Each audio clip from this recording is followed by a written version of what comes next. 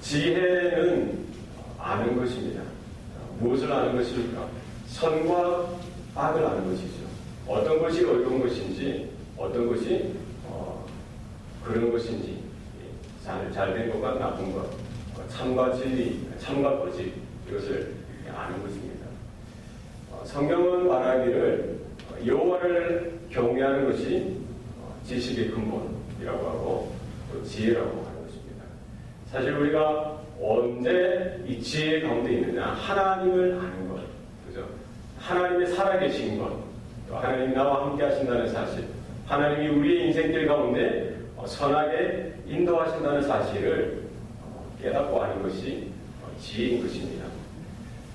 우리가 정말 성령 충만하고 믿음이 충만하고 또 하나님과의 관계가 바를 때는 아무런 문제가 없습니다. 우리는 그 하나님의 말씀을 쫓아서 그 바른 방향을 향해서 나아가면 되는 것이죠. 그러나 문제는 언제 생겨납니까? 우리가 영적으로 힘들 때, 영적인 침체나 어려운 가운데 있을 때, 광야와 같은 이런 어려운 상황 가운데 하나님의 은혜를 놓쳐버릴 때 하나님의 그 방향이 아니라 세상으로 나아갈 때에 우리가 그 길 가운데 하나님께서 우리를 부르시고 또 우리에게 찾아오신다는 사실을 우리가 아는 것이 지혜입니다. 우리가 세상으로 가던 그 길을 멈추고 뒤돌아서서 하나님을 향해서 삶의 방향을 돌이킬 수 있는 것이 지혜인 것입니다. 그래서 우리는 세상의 것을 구하는 것이 아니라 하나님을 구하고 하나님을 향한 온전한 삶의 방향이 날마다 바로 서 있는지 이것을 바라보고 깨닫고 점검할 수 있는 것이 우리에게 큰 지혜인 줄 믿습니다. 그래서 우리가 믿음 충만하며 성령 충만할 때 지혜도 충만하다는 것이죠. 그래서 하나님의 성령은 지혜의 영이십니다. 그래서 우리가 어떤 방향으로 가야 하는지 어떻게 살아야 하는 것이 하나님의 기뻐하시는 삶의 모습인지 깨닫게 하시고 늘 또 알게 하시고 또 늘 선한 길로 인도해 주시는 그와 같은 은혜가 우리 가운데 있는 줄 믿습니다. 이스라엘의 문제는 무엇입니까? 하나님과의 관계에 있어서 하나님을 향해서 나아가는 그 삶의 방향이 세상을 향해서 쫓아갈 때에 하나님께서 선지자들을 보내시고 또 하나님의 말씀을 이렇게 계속해서 강력하게 증거해 주실 때에 그들이 하나님의 말씀을 깨닫지 못하는 것, 돌이키지 못하는 것, 정말 믿음이 있어야 되고 그 은혜를 붙들어야 하고 지혜 가운데 서서 하나님을 향해서 다시 그 삶의 방향을 조정해야 하는데 그들은 그러지 못했습니다. 그래서 하나님과 전혀 딴판으로 다른 방향으로 그들이 걸어갔던 그런 삶의 모습을 성경은 말씀하고 있습니다. 우리가 분명히 알아야 될 것은 이거예요. 우리가 정말 하나님의 은혜 가운데 있고 또 하나님의 구원 가운데 있지만 우리가 죄를 품고 있고 세상을 더 사랑하고 있고 세상을 향해 더 나아가려고 하는 그런 모습 가운데 하나님은 말씀해 주시고 또 말씀해 주시고 말씀해 주시다가 마지막에는 어떻게 하십니까? 돌이키게 하십니다. 말씀으로 안 될 때는 말로 안 될 때는 어떻게 합니까? 환경을 이렇게 동원하시고 사람을 동원하시고 사건을 동원하셔서 끝내는 깨우치게 하시고 돌이키게 하시고 회복되어지도록 하나님께서는 몰아가신다는 사실을 우리는 기억해야 합니다.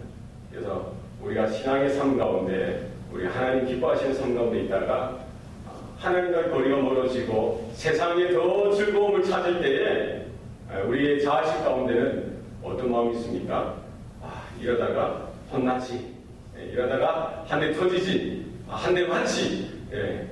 그게 참 은혜입니다. 그런 감각이 있다는 것.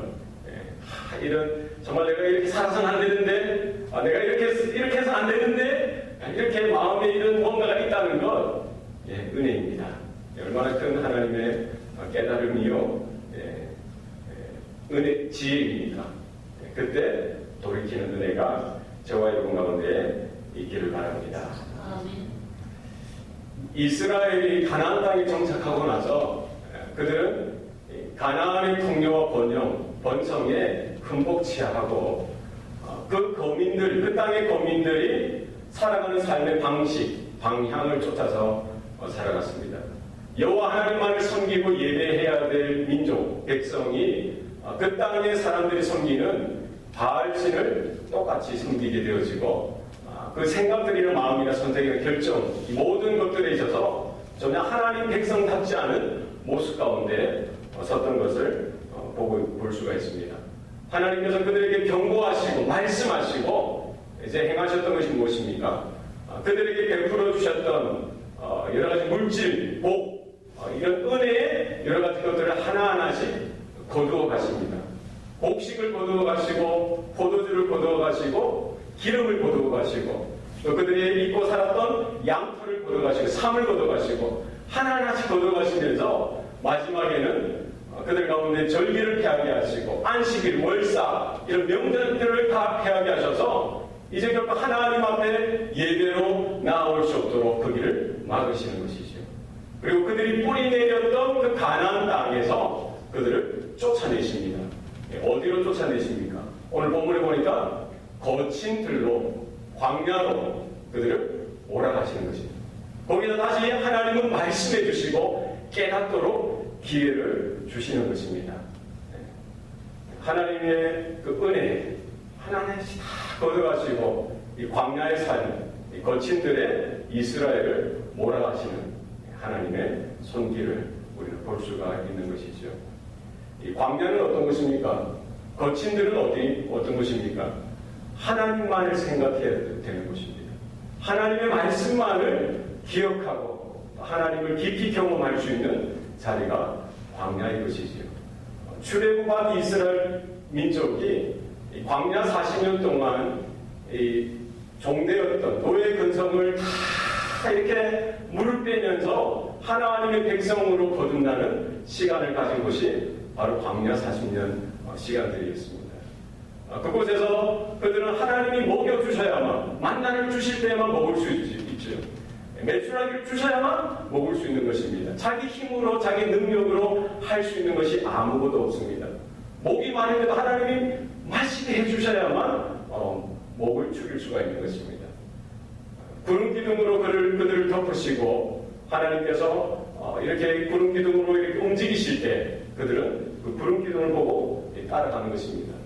구름 기둥이 멈출 때는 어떻게 합니까? 그 자리에 멈추는 거예요. 이 광야의 삶은 아주 심플하고 단순합니다.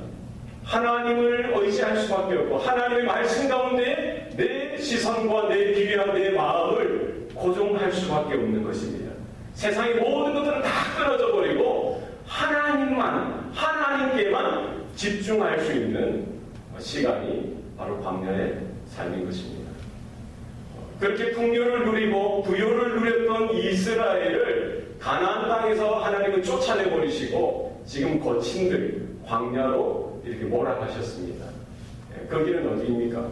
이제 BC 722년에 아수르에 의해서 침공을 당하게 되어지고 그들이 식민지가 되어지고 많은 사람들이 고향을 등지고 그 이방의 나라에 이방의 땅에 가서 살 수밖에 없는 광야의 삶을 다시 시작할 수밖에 없는 그와 같은 처지에 놓였던 것이죠. 그 자리에서 무엇을 기억해야 합니까? 우리가 얼마나 하나님으로부터 떨어져 있었는지 하나님으로부터 멀리 떨어져 나왔는지에 대해서 깨달으라는 하는 거예요. 하나님의 은혜였다는 사실을 기억하라는 것입니다.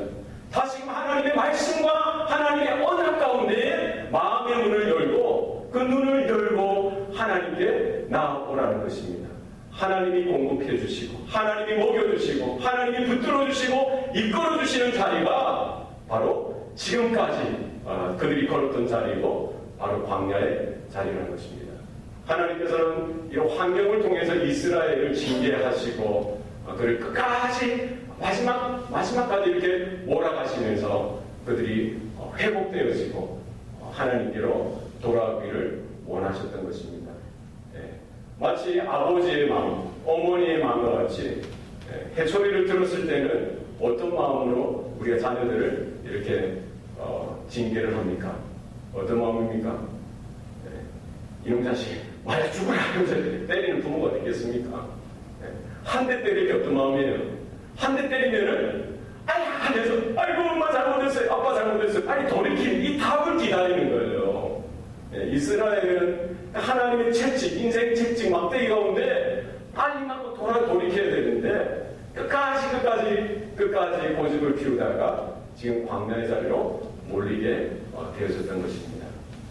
심판의 자리요, 하나님의 진노의 자리요, 저주의 자리이지만 하나님은 결국 그 자리에서 다시 그들에게 구원을 약속하시고 회복을 약속하시고 새롭게 되어지는 은혜를 그들에게 약속하시는 자리인 것이죠. 우리 15절 말씀에 보면은 거기서 비로소 그의 포도원을 그에게 주고 아굴 골짜기를 소망의 문을 삼아주리니 그가 거기서 응배하기를 내가 어렸을 때와 애굽 땅에서 올라오던 날과 같이 하리라. 거기는 어디입니까? 거친들 광야입니다. 아직 여전히 이스라엘은 포로된 그 자리에서 광야와 같은 인생길 가운데 여전히 놓여져 있지만 하나님께서는 그들에게 포도원을 다시 주겠다는 거예요. 아굴 골짜기와 같은 그 자리가 소망의 문이 열려지는 자리가 되게 해 주시겠다는 것입니다. 이 포도원, 이 포도를 생산하고 포도주를 만드는 포도원은 무엇입니까? 이스라엘의 기쁨, 이스라엘에게 있어서 하나님의 은혜를 상징하는 것입니다.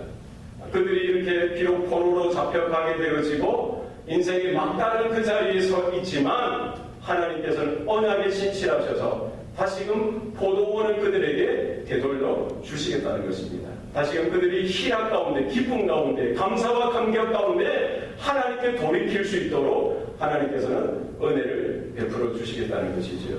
이 아굴 골짜기는 어디입니까? 이 여리고성을 이제 함락하고 나서 그 이후에 아이성에서 이 공격하던 중에 그들이 큰 패배를, 이스라엘이 큰 패배를 맞이하게 됩니다. 그 원인이 무엇이었습니까? 그 이스라엘 공동체 중에 아간이라는 한 사람이 하나님의 말씀에 불순종하여 탐심으로 다 태워 없애야 되는 것을 다 챙긴 거예요. 하나님께서는 그 한 사람으로 인하여 아이성의 패배를 허락하셨던 것이죠. 바로 그 아간과 그의 가족들이 이렇게 돌에 맞아서 하나님의 진노 가운데 저주 가운데 심판을 받던 자리가 바로 아골 골짜기인 것입니다. 이스라엘이 넘어졌던 그 자리, 이스라엘이 패배했던, 이스라엘이 심판을 경험했던 그 절망의 자리가 하나님은 새로운 소망의 문이 열려지는 자리가 되게 해주시겠다라고 약속하고 있는 것이지요. 이스라엘이 그때 그날에 응대한다는 말은 노래한다는 말입니다. 이스라엘이 노래하도록 하겠다는 거예요. 어떤 노래를 합니까? 어떻게 노래합니까? 그들이 어렸을 때와 같이, 그리고 그 애굽 땅에서 올라오던 때 홍해를 건너서 모세와 이스라엘이 하나님을 찬양하고 노래했듯이 다시금 하나님의 구원과 하나님의 은혜 가운데 이스라엘이 찬양하고 노래하고 감사와 감격 가운데 하나님 앞에 나갈 수 있도록 은혜를 베풀어 주시겠다는 것입니다. 16절 말씀, 여호와께서 이르기를 네가 나를 내 남편이라 일컫겠고 다시 바알이라 일컫지 아니하리라. 17절입니다. 그날의 바알들의 이름을 내 입에서 제하고 그의 이름을 기억하여 부르는 일이 없게 하리라. 여호와 하나님만 하고만 섬겨야 될 이스라엘이 여호와 하나님을 남편으로 이렇게 받아들이고 그 결혼의 관계, 언약의 관계 가운데 서야 이스라엘 백성이 지금 가나안 땅에 살아가면서 믿음은 다 까먹어버리고 신앙은 다 까먹어버리고 그 땅에 바알을 섬기는, 가나안 땅의 그 사람들을 따라 살아가는 그 삶 가운데 어떻게 했다는 거예요? 하나님을 부르는데 바알을 부르기도 하고 바알을 부르면서 또 하나님을 부르는 거예요. 이해가 되십니까? 아내가 있는데 자다가 누구 이름을 불러요? 저 옆 동네 아저씨 이름을 불러요. 말이 됩니까? 잘 있다가 밥 먹다가 저 옆집 아저씨 이야기를 해요. 어떻게 됩니까? 그러면 속이 뒤집어지는 거죠. 어째 이런 일이 있습니까? 우리가 하나님과의 관계는 어떤 관계입니까? 언약 관계이고 이 결혼의 관계입니다. 하나님은 이스라엘만 사랑하시고 이스라엘은 하나님만 사랑하는 관계인 것입니다. 지금 이스라엘은 어땠어요? 하나님을 향한 그 믿음이 아니라, 그 마음이 아니라 하나님도 좋고 바알도 좋다는 거예요. 혼합주의. 지금 우리가 살아가는 때에 있어서 우리가 하나님을 찬양하고 하나님을 부르지만 우리 삶의 자리에서는 뭘 불러요? 돈을 부르고 성공을 부르고 번영을 부르고 권세를 부른다면은 우리 모습 가운데 이스라엘과 같은 모습이 있다는 거예요. 우리 어디에 서 있든지 주님의 이름만 부르시기 바랍니다. 우리의 입술과 우리의 생각과 마음 가운데 그 무엇이 가장 많이 차지하고 있느냐는 것이죠. 우리의 가치관 싸움, 우리의 마음, 우리의 생각을 어디에 두느냐는 것입니다. 하나님의 은혜로, 하나님의 인재로, 하나님의 영광으로, 하나님의 나라의 것들로 우리의 입술과 생각과 마음이 가득 넘쳐날 수 있기를 바랍니다. 하나님께서는 그날에 이제 네가 나를 내 남편이라 부르고 나를 더 이상 바알이라 부르지 않게 될 것이다. 바알들의 그 이름을 내 입에서 내가 제하여 주겠다. 다시는 그의 이름을 부르는 일이 생겨나지 않도록 하겠다는 것입니다. 회개는 어디에서부터 시작합니까? 우리 입술에서부터 시작되어져요. 우리가 무엇을 가장 많이 말하고 있는지 여러분 자신을 곰곰이 생각해 보세요. 여러분 하나님의 이름을 많이 부르십니까? 예수의 이름을 많이 부르십니까? 아니면 하루 살아가면서 뭐를 많이 부르세요? 달러를 많이 부르십니까?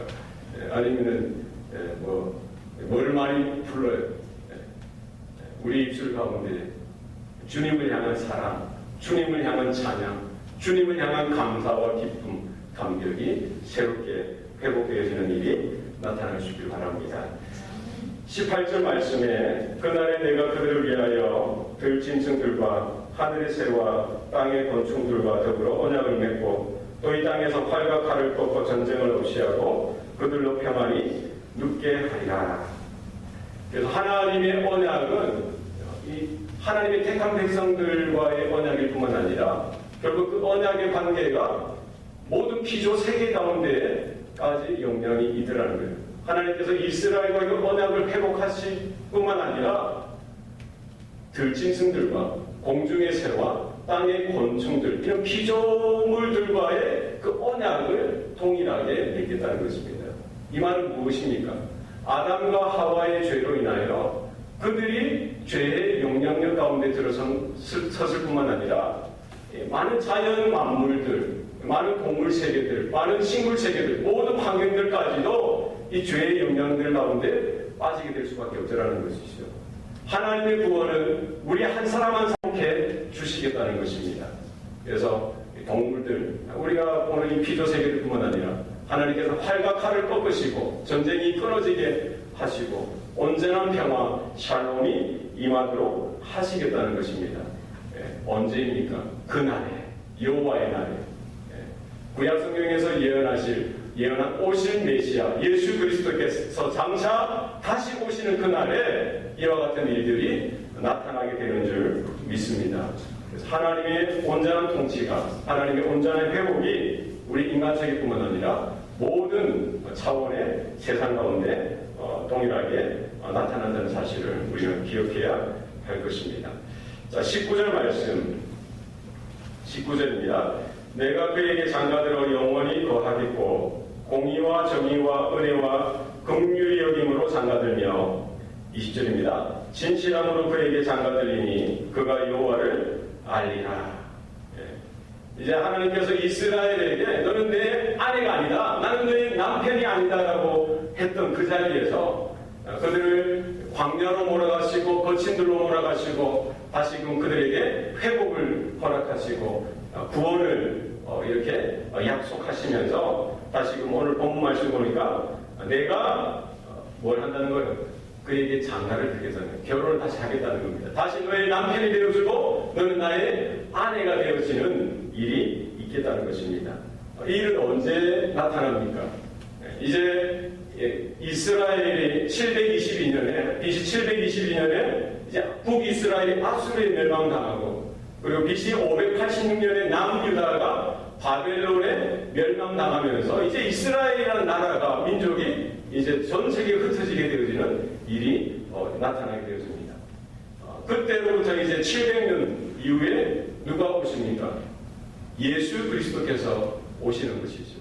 그래서 하나님께서, 성육신하신 하나님께서 이 땅에 오심으로 인하여 예수 그리스도께서 그 십자가 사형의 새 언약을 통해서 그분의 피로, 그분의 죽으심으로 한 영혼 한 영혼을 다시 구원하셔서 주님의 몸된 교회로 삼으시고 주님의 그리스도의 거룩한 신부로 삼으시겠다는 것입니다.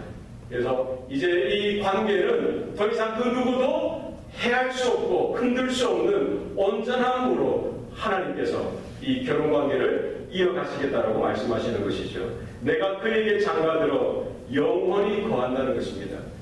이전에 이런 결혼관계는 죄와 여러가지 부족함으로 인하여 흔들리는 관계였지만 예수 그리스도 우리의 영원한 신랑 그분을 통해서 맺어지는 이 관계는 영원토록 이어지는 관계인 것을 분명히 말씀하고 있습니다.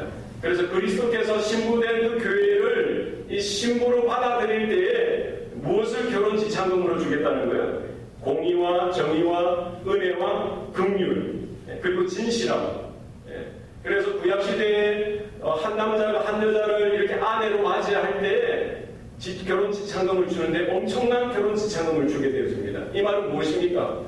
세상에 그 어떤 것으로도 이 여자를 내가 버리지 않겠다는 거예요. 내 아내라는 것입니다. 그리스도께서 이제 교회된, 신부된 교회를 신부로 맞아들일 때에 이 공의와 정의, 은혜와 긍휼, 그리고 진실함으로 이렇게 신부로 맞아들이겠다는 것입니다. 그래서 신랑 되신 그분이 우리를 어떻게 지켜주신다는 거예요? 공의와 정의로 위해서 다 지켜주시는 거예요. 하나님의 통치와 하나님의 다스리심과 하나님의 거룩하심으로 이 주님의 몸된 교회의 거룩한 신부를 지켜주시는 거예요. 그리고 은혜와 긍휼로 품어주시는 것입니다. 세상이 흔들 수 없는, 세상이 어떻게 범접할 수 없는 하나님의 은혜와 긍휼로 품어주시는 것입니다. 그리고 그들이 서 있는 것은 어디입니까? 하나님의 진실하심, 하나님의 진리 가운데 온전하게 서 있는 것입니다. 그래서 이 하나님과의 언약적인 관계, 이 새 언약을 통해서 우리는 그리스도의 신부로서 주님의 몸된 교회로서 이렇게 초청을 받고 부름을 받았다는 사실을 우리는 날마다 기억할 수 있기를 바랍니다. 그래서 내 의지, 내 열심이 아니라 하나님의 열심을, 하나님의 능력을, 하나님의 공의와 하나님의 거룩하심으로 주님의 한없는 은혜와 긍휼하심으로 우리를 신부된 교회를 붙들고 계시겠다는 것입니다. 진리 가운데, 반석 가운데 서 있는 우리 자신인 것을 우리가 기억할 수 있기를 바랍니다. 21절 말씀, 여호와께서 이르시되 그날에 내가 응답하리라. 내가 하늘에 응답하고 하늘은 땅에 응답하고 땅은 곡식과 포도주와 기름에 응답하고 또 이것들은 이스라엘에 응답하리라. 그래서 이제 하나님과의 관계가 회복되어지고, 그죠? 신랑 되신 그분과 신부된 교회와의 관계가 새롭게 회복되어질 때에 그 관계 가운데 무엇이 나타납니까?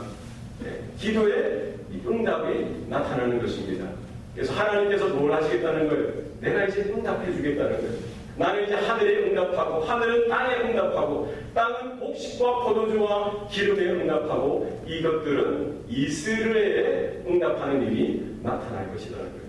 그래서 우리가 어디에 있든지 무슨 일을 하든지 늘 언제나 하나님과 교통되어지고 신랑 되신 그분과 늘 언제나 교감되어지고 교제되어지고 교통되어지는 그 일이 우리 가운데 나타나는 것입니다.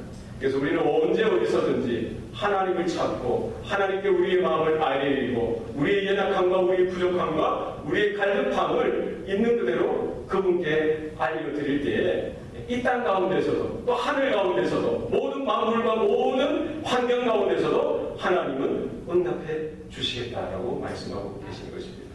그래서 우리의 물질들뿐만 아니라 이 모든 세상과 환경 가운데 하나님은 우리의 기도를 우리의 마음을 들어주시는 분이시다.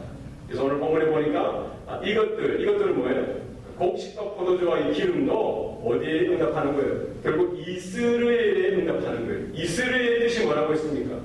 이스라엘 뜻이 뭐라고 했죠? 흩트린다는 거죠. 흩트린다. 씨앗을 뿌리듯이 산산조각내서 흩트림을 받게 되어진다는 거죠. 호세의 첫 번째 아들의 이름이 이스라엘이지 않습니까? 그래서 하나님의 심판이 지금 이스라엘에 나타난 것입니다. 그러나 나중에 회복되어질 그날에, 구원의 그날에 이 모든 하나님의 응답이 이스라엘에 나타나는 것입니다. 흩어졌던 그들이 다시 그리스도의 몸된 신부로서 함께 한자리에 모여지는 은혜가 나타나게 되어진다는 사실입니다. 열방으로 흩어졌던 그들이 다시금 예루살렘으로 주님의 몸된 교회로 이렇게 다시 하나로 모여지게 되어지는 일이 나타나게 된다는 사실입니다. 그리고 23절 말씀에 내가 나를 위하여 그를 이 땅에 심고 긍휼히 여김을 받지 못하였던 자를 긍휼히 여기고 내 백성 아니었던 자에게 향하여 이르기를 너는 내 백성이라 하리니 그들은 이르기를 주는 내 하나님이시라 하리라 하시니라. 그래서 마지막 날 그날에 구원의 날에 지금 어떻게 하신다는 거예요? 내가 나를 위하여, 나는 누굽니까? 하나님이 나를 위하여 이를 누구예요? 그를 이 땅에 심는다라는 거예요. 이 땅에 심는 거예요. 그래서 이 땅에 이 하나님께서 이 땅 가운데 주님의 몸된 교회를 세우신 거예요. 심으신 겁니다. 주님의 택한 자녀들을, 택한 백성들을 이 땅 가운데 심으신 것입니다. 우리가 서 있는 그 자리는 어떤 자리입니까? 내가 원해서 서 있는 자리가 아니라 우리가 어떤 환경에 물결에 쫓겨서 서 있는 떠밀려가는 그 자리가 아니라 하나님께서 여러분 하나하나를 그 자리에 심으신 줄 믿으시기 바랍니다. 그래서 이 땅에 이 교회를 세우신 분은 누굽니까? 하나님께서 이 자리에 이 교회를 세우신 줄 믿습니다. 심으셨다는 거예요. 왜 그렇습니까? 주님의 몸된 교회로 그리스도의 거룩한 신부로서 그 자리에 심으신 하나님의 뜻이 있더라는 거예요. 그를 통해서 지금까지 긍휼함을 받지 못했던 자들이 하나님의 긍휼을 받을 수 있는 자리가 되어지게 하겠다는 것입니다. 하나님의 백성이라고 불림을 받지 못한 그 자리에서 너는 내 백성이다, 내 자녀다, 이와 같은 부르심을 그 자리를 통해서 허락하시겠다는 것입니다. 예수 그리스도의 피 흘려 죽으신, 그리고 3일 만에 다시 살아나심으로 예수 그리스도의 죽으심과 부활로 인하여 이 땅에 주님의 몸된 교회가 심겨진 것처럼, 주님의 거룩한 그 신부로서 우리가 심겨진 것처럼 이 교회를 통하여, 이 땅에 심겨진 성도들을 통하여 하나님의 긍휼이 그 땅 가운데 퍼져나가게 하시겠다는 것입니다. 그리고 내 백성이 아니라고 한 자들은 누굽니까? 이방인들, 모든 열방, 모든 민족, 모든 사람들을 향해서도 바로 너희가 내 백성이다, 그 부르심이 누구를 통해서 나타나게 하시겠다는 거예요. 하나님께서 심으신 그 자들을 통해서, 그 주님의 몸된 교회를 통해서, 주의 거룩한 신부들을 통해서 이와 같은 구원의 역사가 흘러가게 하시겠다는 것입니다. 이와 같은 부르심이 저와 여러분 가운데 있는 줄 믿습니다.